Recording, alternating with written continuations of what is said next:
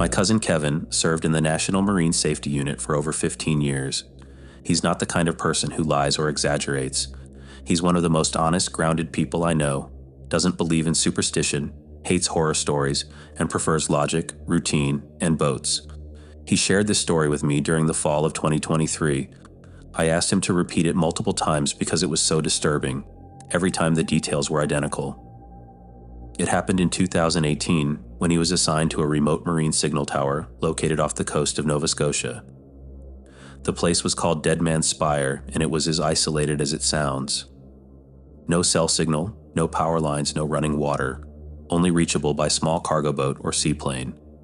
Normally, the assignment was solo, but due to a system malfunction the previous year, they sent 2 people this time, Kevin and a technician named Miguel. The first few days were uneventful, windy, repetitive, boring. During the daytime, they performed routine maintenance, checked electrical systems, tested backup batteries, refueled with industrial ethanol, and scraped salt corrosion off metal surfaces. At night, they read, ate simple meals, and played chess. It was the kind of isolation they'd expected. No signs of anything unusual. Until the 4th night. Around 1:47 a.m., Kevin woke up with an odd feeling. No pain, no fear, just a heaviness in the air like the silence before a thunderstorm. But the sky was clear, the sea calm. That's when he noticed the light from the tower wasn't rotating. The beam should have swept across the sea every few seconds, even during maintenance. He woke Miguel, and they both climbed the spiral staircase to the top of the tower. They found the gears turning, but something had jammed the light mechanism. It was a large piece of dark, wet fabric tangled in the gears. It smelled like rotting seaweed covered in a slimy film. There was no way it could have gotten in. Doors were locked, windows sealed. They pulled it out and threw it into the sea. The next night, 5th night, Kevin awoke again at 1:52 a.m. The light had stopped. They rushed upstairs, another blockage. But this time, it wasn't the same fabric. It was a red fringed scarf, smaller than before, soaking wet and clinging with tiny crustaceans, like it had just risen from the ocean floor. They started to realize this wasn't random. All the doors were locked, windows untouched, no signs of entry. That night, they began barricading the stairs with heavy metal crates and double-checking all locks before sleeping. On the 7th night, Kevin was lying in bed when he heard Miguel whispering across the room, not to him, but to the corner of the room, murmurs, fragments of words, as if someone else was there. Kevin sat up and asked what he was saying. Miguel blinked slowly, confused. "I didn't say anything," he said. Later that same night, Kevin awoke again.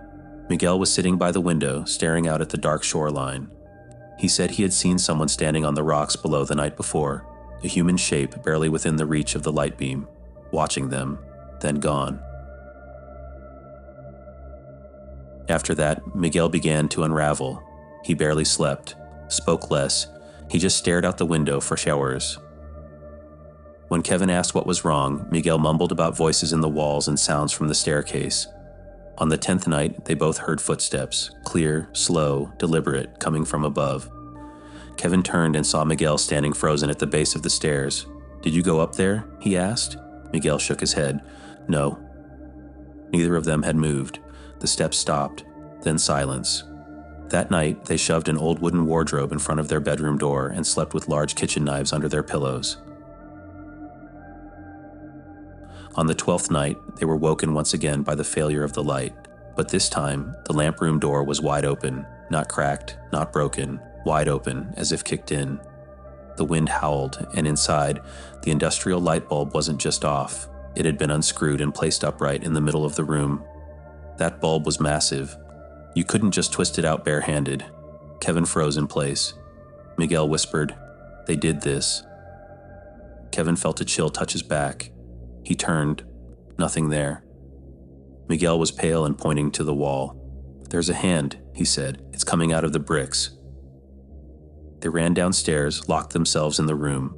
Kevin didn't sleep. Miguel sat in the corner, rocking back and forth, whispering to something invisible. The next morning, Kevin grabbed the emergency satellite phone and requested early extraction, citing serious equipment failure. The rescue boat arrived at 4:25 p.m. that day, but the crew said something that chilled him to the bone.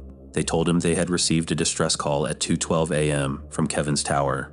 The transmission was broken, static-filled, with a faint voice saying, "There's someone here with us." Then silence. Kevin swore he hadn't touched the phone until morning. Miguel said nothing during the entire trip back. A few months later, Miguel resigned from the unit and never spoke of the incident again. Kevin still does maintenance missions, but he says he'll never return to Dead Man's Spire.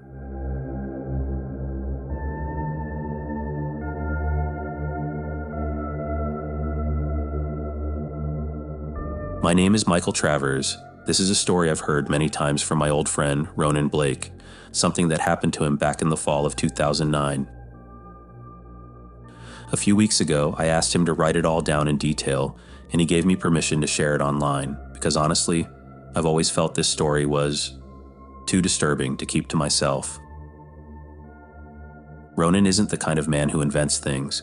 He was 54 at the time, built strong, skin weathered from decades working near the ocean. He'd done it all: coastal reconstruction, offshore inspections, marine salvage, a diver, a technician, a government contractor, the kind of man who's seen it all.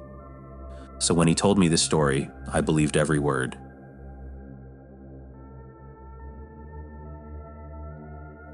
It happened in October 2009.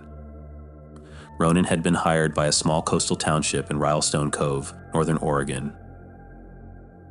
His assignment? To assess the structure of an old lighthouse, one that had been abandoned since 1987, located on a tiny rock island called Merrow Isle, roughly 75 minutes by boat from shore. There was no dock, no tourist access, just a 17-meter tall lighthouse, a crumbling generator shed, and decades of rust and silence. Ronan brought only the essentials: a backpack, food for 4 nights, thermal sleeping bag, flashlight, measuring tools, clipboard, and a marine radio. He was dropped off on Monday at 8 a.m., with a pickup scheduled for Thursday at 4 p.m. When he first arrived, the island felt dead. The air was still, cold, smelled of rust and rotting seaweed, no birds, no bugs, just windless silence. The lighthouse, though old, stood firm. On the first day, he inspected the structure, the staircases, beams, floors, and rusted frames. The third floor had remnants of a sleeping quarter from the 70s, but Ronan chose to sleep on the ground floor near the old generator room, where it was warmer and sheltered. That first night, nothing happened, except the silence, a silence so deep it made his ears hum. On Tuesday morning at 6:40 a.m., a fog rolled in, so thick it turned the outside world into a blank, white wall. Ronan had seen sea fog before, but this was different. It felt dense, physical, like a wall of milk. While inspecting the upper staircase, he noticed something strange. There was a metal cabinet built into the wall, one he couldn't open the day before. Now it was ajar, just 3 centimeters. Inside, in the shadows, he saw a small moss-covered wooden box, about the size of a lunch container. Wet, like it had just been pulled from the sea. He didn't touch it. He closed the cabinet and made a note in his clipboard. That night, he was jolted awake, not by a sound, but by the complete lack of it. No wind, no creaks, just stillness. And then, footsteps on the metal stairs above him. At first, he thought it was an animal, but the footsteps were going up, not down. Ronan grabbed his flashlight and aimed it at the staircase. He waited. No one appeared. Eventually, the steps stopped. Silence returned.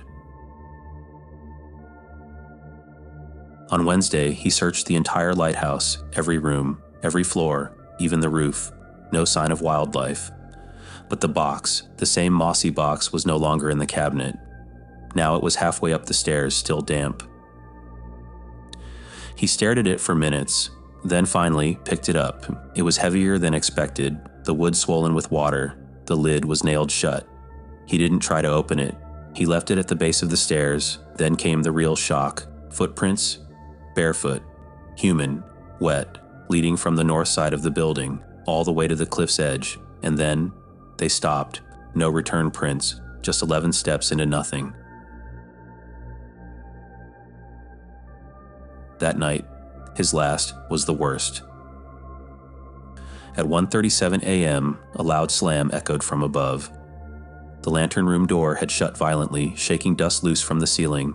Then came 3 slow knocks, not on the door, not the window, on the wall, from inside the structure.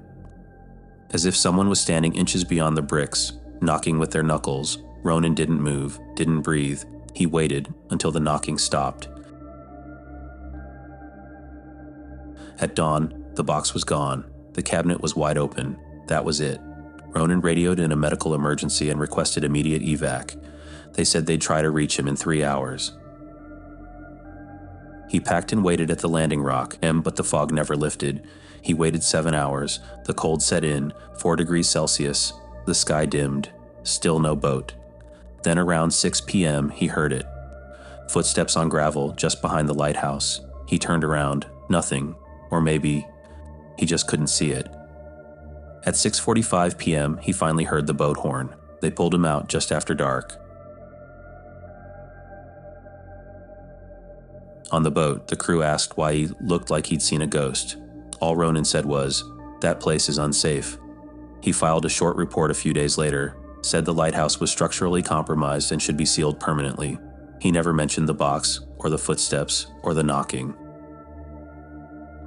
Over the next few months, he withdrew from all sea work, stopped taking field contracts, focused on land, quiet jobs, nothing remote. When I asked him, just once, if it was because of the lighthouse, he said, "I've seen enough." Years later, I tried to find record of Marrow Isle, but nothing came up. The coordinates he'd logged didn't match any registered structure. Local archives mentioned an old offshore tower, but no name, no history, as if he was never there, and maybe that's the most disturbing part, not what Ronan said, but what no one else ever did.